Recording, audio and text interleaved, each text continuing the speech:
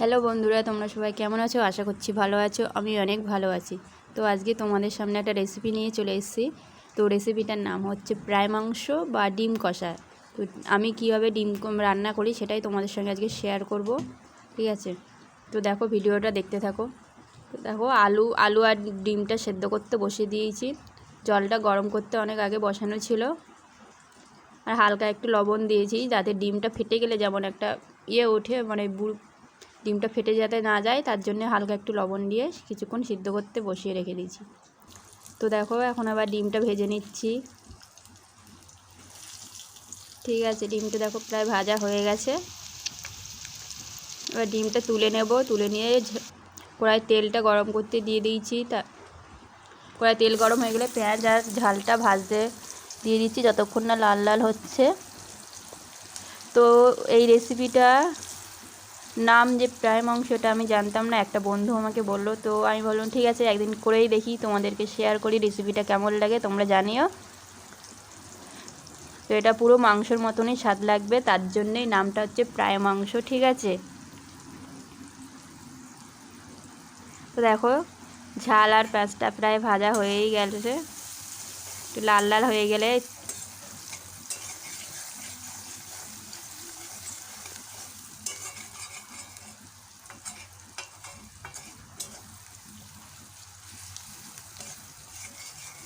দেখো মাংসটা প্রায় ভাজা হয়ে গেছে, লাল লাল হয়ে যাচ্ছে প্রায়।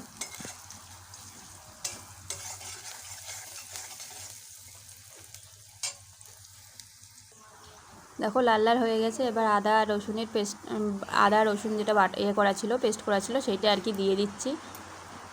এবার আদা রসুনটাকে কিছুক্ষণ ভেজে নেব, পেঁয়াজের সাথে ভালো করে মিশিয়ে নেব, যাতে কোনো গন্ধ, যাতে কাঁচা গন্ধটা যাতে না বেরোয়।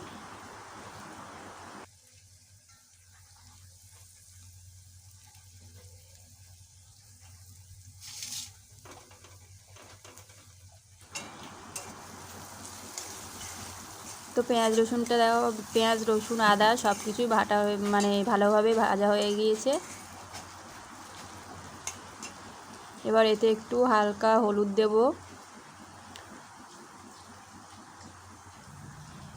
একটু হলুদ দিয়েছি 1 চামচ মতো। আর যতটা পরিমাণ ঝাল লাগে সেই পরিমাণ ঝালের গুঁড়ো দিচ্ছি। তোমাদের যেমন যে যত ঝালের পরিমাণ খাও সেই অনুযায়ী তোমরা ঝাল দিতে পারো, ঠিক আছে? তারপর একটু হালকা লবণ দিয়ে, অল্প একটু পরিমাণ লবণ দেব।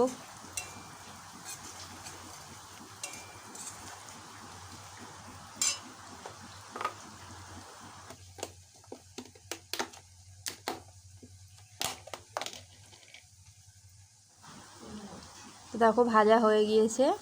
এই যে লবণটা অল্প দিয়ে দিলাম, তোমরা তোমাদের পরিমাণ মতো লবণ দেবে। ঠিক আছে, ভালো করে কষিয়ে নিচ্ছি, তেলটা যাতে বেরিয়ে যায়।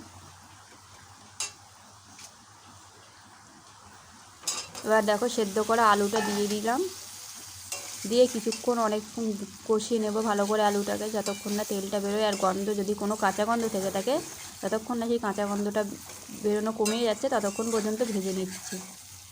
তো দেখো ভিডিওটা কেমন লাগে।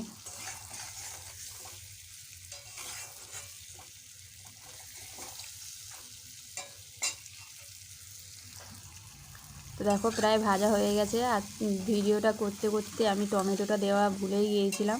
পরে ভিডিওটা অফ করে দেখলাম যে টমেটো দেওয়া হয়নি। আর টমেটোটা দিয়ে আর কি ভালো করে ভেজে নিচ্ছি। দেখো তেলটা প্রায় বেরিয়ে এসেছে। এবার আর কিছুক্ষণ ভেজে নিয়ে জল দিয়ে দেবো, যতটা পরিমাণ জল লাগে সেই পরিমাণটুকু জলটা দিয়ে দেবো।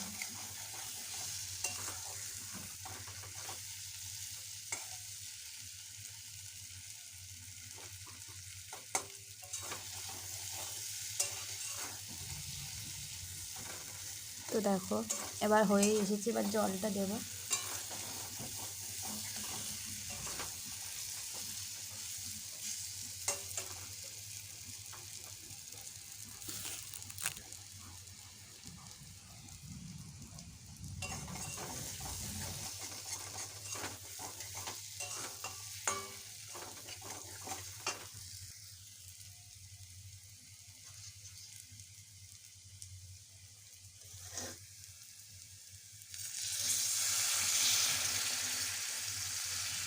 দেখো জল দিয়ে দিয়েছি।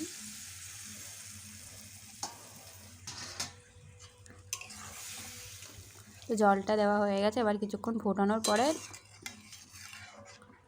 ডিম তরকারিটা সেদ্ধ হতে লাগো। আলুটা সেদ্ধ করা আছে, তাও একটু ফুটে গেলে ডিমটা দিয়ে দেবো।